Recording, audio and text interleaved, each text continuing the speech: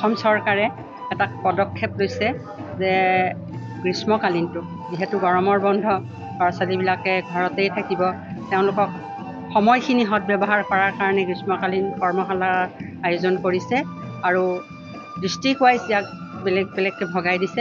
আজি তামোলপুৰ ডিষ্ট্ৰিক্টৰ যিটো আমাৰ কৰ্মশালাৰ আয়োজন কৰিছে, আজি প্ৰথম দিনটোত মই গৌৰেশ্বৰৰে এইটো কি ক'ব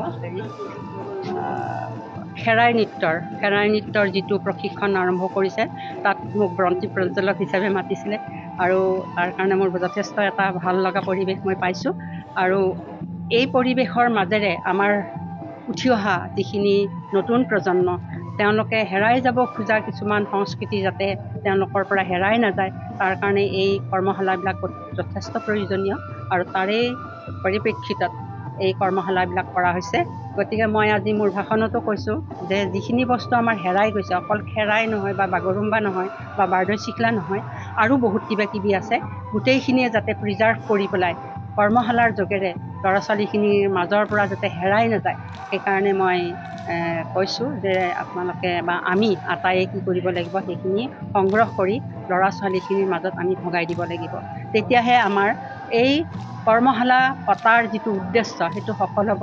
অকল কৰ্মশালাৰ মাজতে আমি ইয়াক সীমাবদ্ধ নাৰাখি আমি ইয়াক বিশ্ব দৰবাৰলৈ যাতে উলিয়াই লৈ যাব পাৰোঁ। আমাৰ অঞ্চলৰ হওক বা আমাৰ ডিষ্ট্ৰিক্টৰ হওক, আমাৰ অসমৰ হওক, গোটেই আমাৰ ল'ৰা ছোৱালীখিনিক আমাৰ বিশ্ব দৰবাৰলৈকে আমি সিহঁতৰ যিখিনি টেলেণ্ট, সেই টেলেণ্টখিনি যাতে আমি আগুৱাই লৈ যাব পাৰোঁ, তাৰ কাৰণে এই প্ৰশিক্ষণ, এই কৰ্মশালাৰ জৰিয়তে যিখিনি প্ৰশিক্ষিত হ'ব, সেইখিনিৰ এটা সুন্দৰ সিহঁতৰ জীৱন আগবাঢ়িব বুলি মই ভাবোঁ। তামোলপুৰ জিলাৰ অন্তৰ্গত তামোলপুৰ ডিচিৰ নিৰ্দেশ মৰ্মে গড়েশ্বৰ চুজিনাজিৰ হলত আজি আমাৰ অসমত এটা সাংস্কৃতিক প্ৰশিক্ষণ কৰাৰ এটা ব্যৱস্থা লৈছে।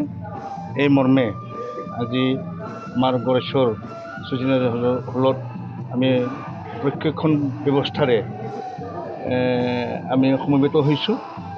এইটো এটা ভাল পদক্ষেপ, মই অসম চৰকাৰক ধন্যবাদ দিছোঁ।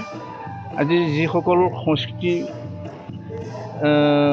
ব্যক্তিয়ে বা যিসকলে আগ্ৰহী ব্যক্তিয়ে নিজকে সংস্কৃতিৰ যোগেদি যি প্ৰদৰ্শন কৰিবলৈ আগবাঢ়িছে, তেখেতসকলে যাতে প্ৰশিক্ষণৰ মাজেৰে প্ৰশিক্ষণৰ যোগেৰে যে ভাল নিজকে প্ৰতিষ্ঠা কৰিব পাৰে।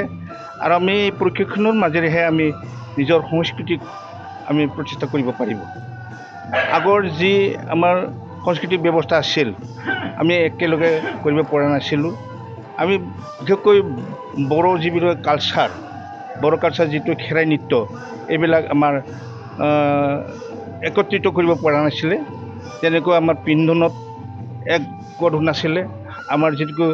আমাৰ যিটো বাদকসকল, যেনেকৈ খাম বাদক, চেৰজা বাদকসকলৰ আমাৰ একত্ৰিত নাছিলে।